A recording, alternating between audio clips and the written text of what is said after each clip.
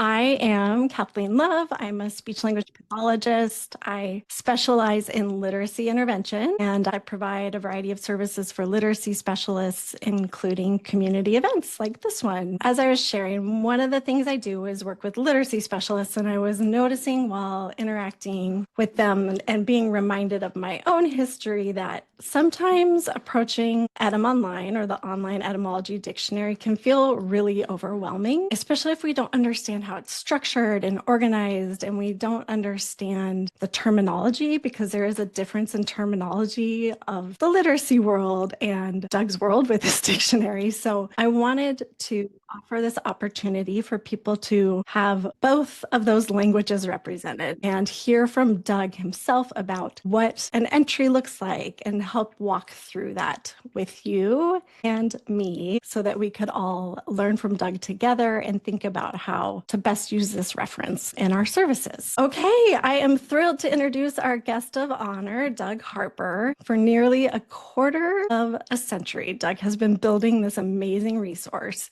featuring the etymologies of words. A journalist by trade, Doug has used his research skills, attention to detail, writing, and creativity to compile the evidence connecting words to their past. He created an invaluably approachable resource for the public. It has dramatically changed my practice teaching literacy, allowing me to help make sense of confusing spellings by connecting them to their history and relatives.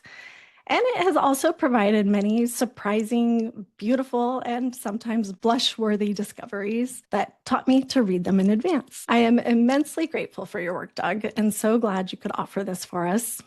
So would you like to start off by sharing a little bit more about the history of Etymmonline and what it offers? Sure. First of all, thank you for having me and thinking of this, because when you approached me with this, I jumped on it because I've been meaning to do this for a long time, record an explanation of these things.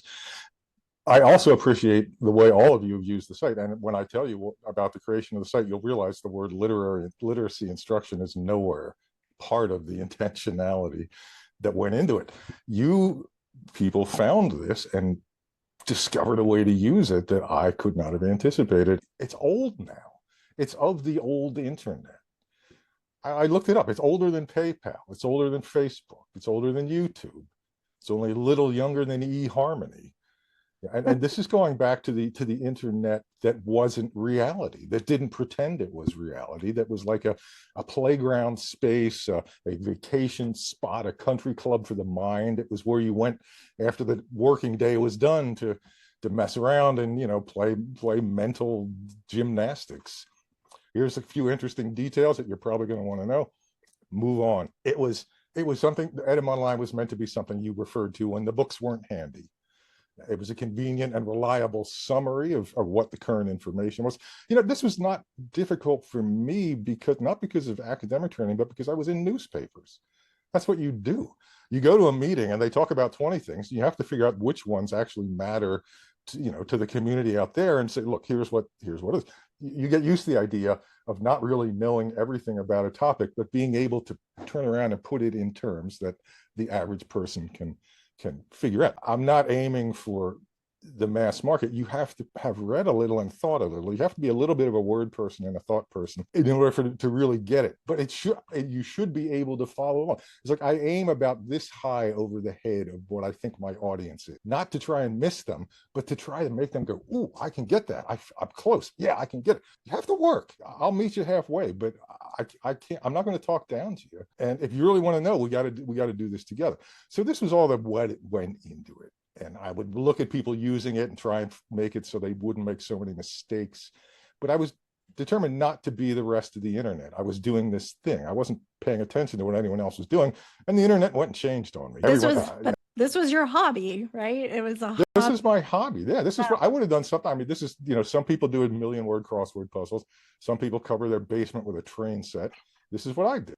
And what we thought we'd do is run you through this real quick, the way I see it. And we were doing student though, right? Yep. Let's do student. Yeah. We're going to end up in study. We're starting with student. All right. So student, late 14th century, studient,